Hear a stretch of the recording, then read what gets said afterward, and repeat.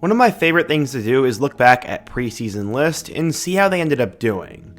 That's exactly what we're going to do for the 2025 college football season, as in the preseason, 24/7 Sports listed their top 25 quarterbacks for the year, and today we're to talk about how they did and how that list ended up looking.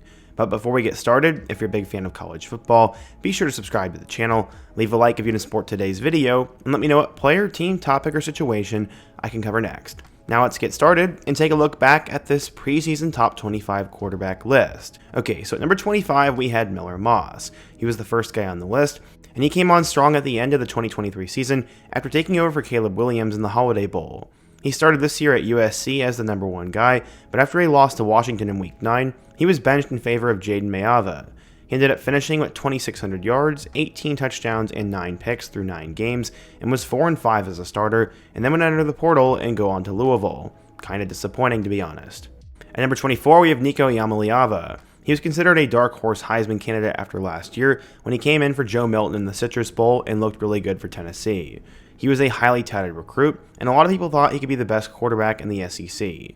He ended up leading Tennessee to a 10-3 record and an appearance in the college football playoff in 2024, as along the way he threw for 2,600 yards, 19 touchdowns, and 5 picks, but he didn't finish with Heisman votes. He'll be a redshirt sophomore though, so there's lots of room for him to improve and get better.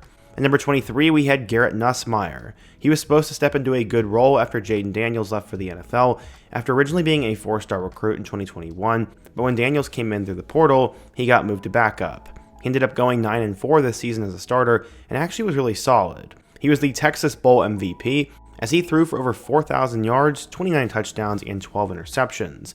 He'll be back for another season as a full-time starter, and he'll likely be a big-time 2026 NFL draft prospect. After that, we had DJ Uiagalelei. He might have had the most disastrous season on this list, as he transferred to Florida State after having a couple of solid seasons at both Oregon State and Clemson. Cade Klubnik was going to be the future there, and he wasn't.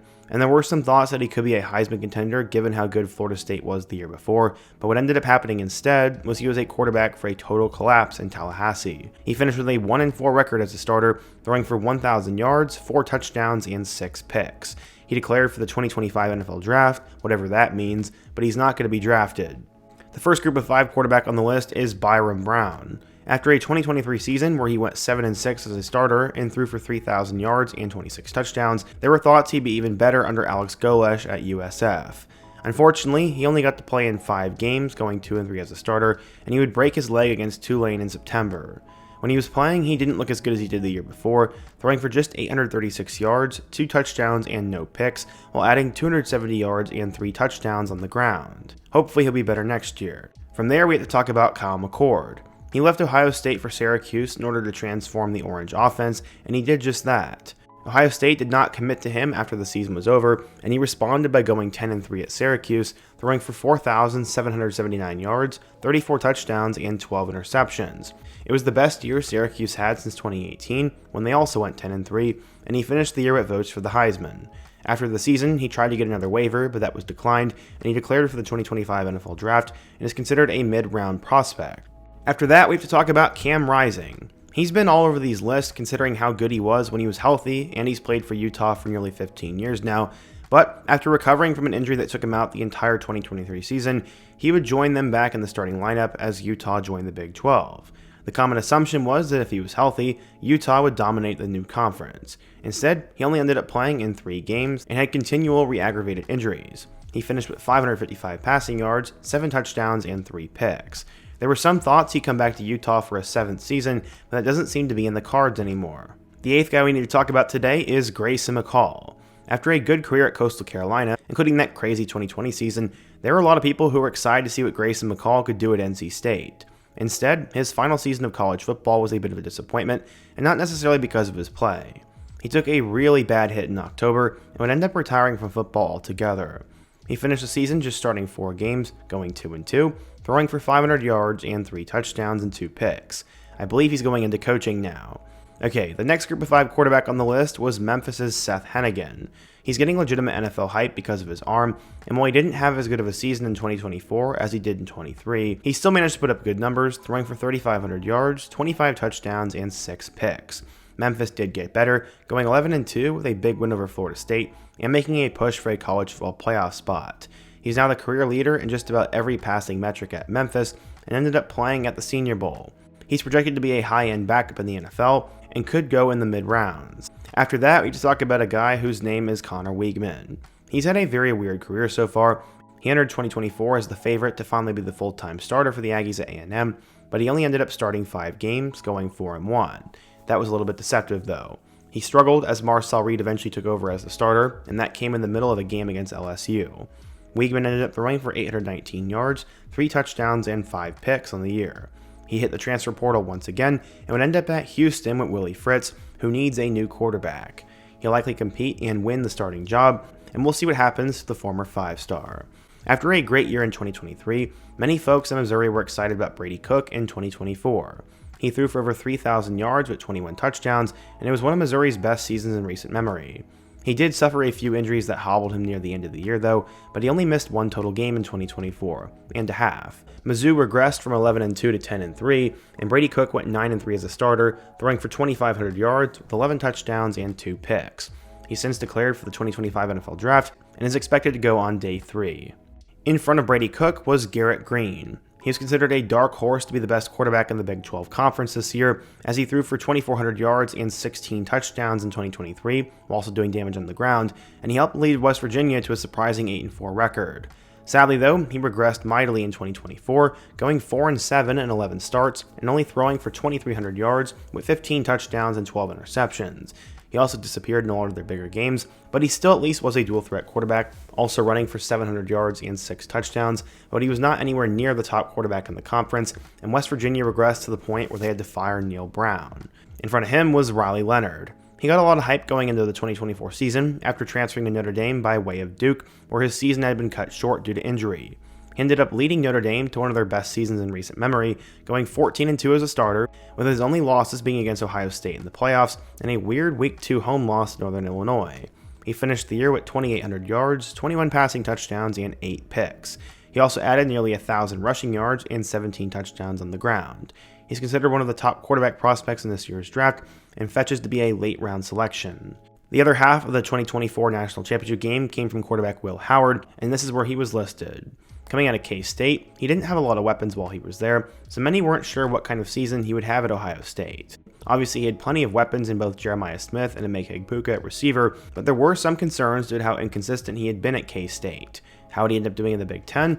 Well, he ended up being Ohio State's answer, as he helped them win a national championship, putting up career marks with a 14-2 record as a starter, over 4,000 passing yards, 35 touchdowns, and 10 picks, while also rushing for more than 200 yards and 7 scores on the ground.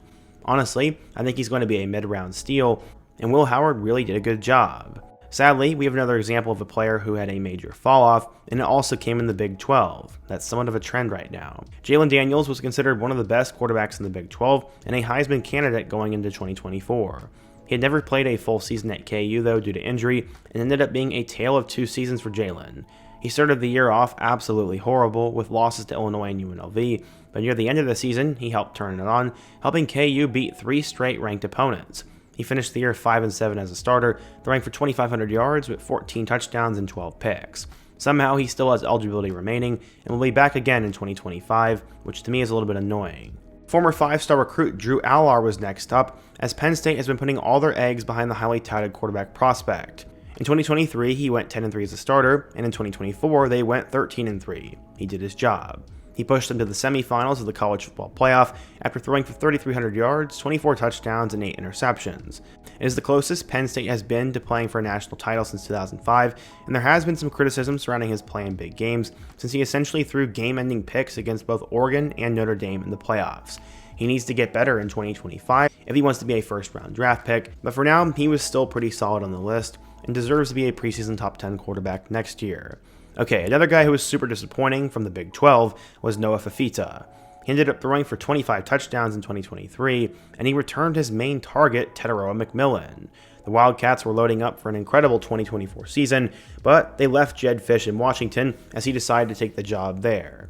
Brent Brennan would not end up being the right hire, as Arizona as a whole fell apart, and Noah was no different. He did throw for a career-high 2,900 yards, but he went 4-8 as a starter and threw just 18 touchdowns compared to 12 picks. It'll be interesting to see if 2024 was just a fluke, or if the real problem is Arizona's poor coaching staff. So ranked just ahead of Noah Fafita was Caden Salter. This is the highest ranked Group of 5 quarterback. He's consistently been one of the better Group of 5 quarterbacks in college football, as he ended up transferring to Liberty from Tennessee after just a couple of weeks in Rocky Top. There are many who thought he could be near the top of college football, as he went 13-1 as a starter in 2023, but in 2024 he only went 8-3. He threw for just 1,800 yards with 15 touchdowns and 6 picks, and it was obvious that he regressed. After the season, he entered the transfer portal, and he's now at Colorado for the 2025 season, taking over for Shedeur Sanders, and he could definitely save his career in Coach Prime's air raid offense if he can fend off true freshman Julian Juju Lewis. We'll have to wait and see, but Salter definitely had a fall off. So a guy who should have been ranked higher at the end of it was Cam Ward. Ward was great at Washington State by way of Incarnate Word, and there was a lot of hype for him when he announced he was transferring to Miami in a really talented offense. He instantly became a Heisman candidate at Miami, finishing the year with 4,300 yards, 39 touchdowns, and 7 interceptions. The problem was that Miami as a whole fell apart near the end of the season, losing his Heisman candidacy and Miami's push for the college football playoff after losses to Georgia Tech and to Syracuse. He didn't play in the second half of the bowl game after beating the record, and right now he's considered the top prospect for the 2025 NFL Draft at the quarterback position. Ranked just in front of him was Dillon Gabriel. After great careers at both UCF and Oklahoma, Dillon Gabriel was expected to finally help push Oregon over the hump and potentially get them to the national championship. It looked really good early on, as he ended up helping the Ducks finish the regular season with an undefeated record and a win in the Big Ten championship game in their first year in the conference. But the Ducks lost the rematch to Ohio State in the playoffs, and Gabriel finished the season at 13-1. He ended up throwing for 3,900 yards with 30 touchdowns and 6 picks, and he was a Heisman candidate at the end of the year and will be drafted probably in the mid to late rounds. Before we get into our last 5 players, take a quick moment to leave a like and let me know what topic I should cover next. Okay, so at number 5 we had Quinn Ewers. With Arch Manning breathing down his neck, Quinn Ewers was expected to have his last college football season at Texas this year. He ended up helping the Longhorns get to an 11-3 record in their first year in the SEC, and in total he threw for 3,500 yards, 31 touchdowns, and 12 picks, and helped Texas make the SEC championship game and the college football playoff. The Horns ended up losing to Georgia, and after beating Clemson and Arizona State, they would lose to Ohio State in the semifinal. He's expected to be a day 1 or day 2 pick in the 2025 draft. At number 4 we had Jalen Milroe. He chose to stay at Alabama after Nick Saban's retirement, and given Kalen DeBoer's track record, especially coaching Michael Penix, there were some that thought that Milroe could be one of the best quarterbacks in college football in 2024. Instead, in his second full season as a starter at Bama, Jalen somewhat struggled. He went 9-4 as a starting quarterback and threw for 2,900 yards, 16 touchdowns, and 11 interceptions. He was at his best as a runner though, as he ran for 726 yards and 20 rushing scores. After struggling in the Senior Bowl, his draft stock has somewhat plummeted, and literally some people are saying he won't get drafted, but I don't believe that. At number 3, after leading Georgia to a 13-1 season in 2023, we have Carson Beck. He's considered to be one of the best quarterbacks in college football for this past season, and while he did improve in some areas like passing yards and touchdowns, he turned the ball over more, and Georgia ended the year at 11-2, and he also had some bad performances. He missed the college football playoff though, as he ended up hurting his elbow against Texas in the SEC championship game, as he finished with 3,500 yards, 28 touchdowns, and 12 interceptions. Following the season, he declared for the draft, but then quickly entered the portal and then went to Miami for a huge payday, and will have one more season to start for the Cane. We'll see what happens there.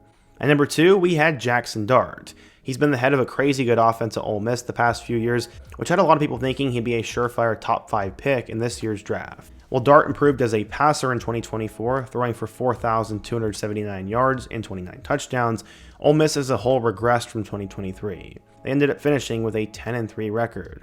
His stock has taken a little bit of a hit, but he's still expected to be a first or second round quarterback and a franchise quarterback for somebody in the NFL. He kind of honestly reminds me of the resume of Bo Nix. I think he'll end up starting right away, and people will wonder why he wasn't taken higher. So finally, at number 1, the most highly discussed and controversial quarterback entering the 2024 season was Shedeur Sanders, and 24/7 Sports had him at the top. While the Buffs had gone 4-8 in 2023, Shedeur had played pretty well in certain games, so there were flashes of talent there. They ended up surprising a lot of people by going 9-4 in 2024, with Shedeur throwing for 4,100 yards, 37 touchdowns, and 10 picks.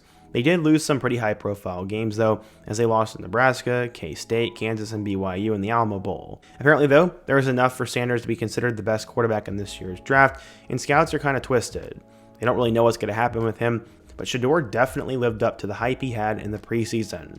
So yeah, today we took a look at a preseason top 25 quarterback list and talked about how they ended up doing. What in your opinion was the most shocking player on the list, who was the most disappointing, and what topic should I cover next? Be sure to let me know down below, leave a like if you want to support today's video, subscribe if you're new, and check out more of the videos on the end screen.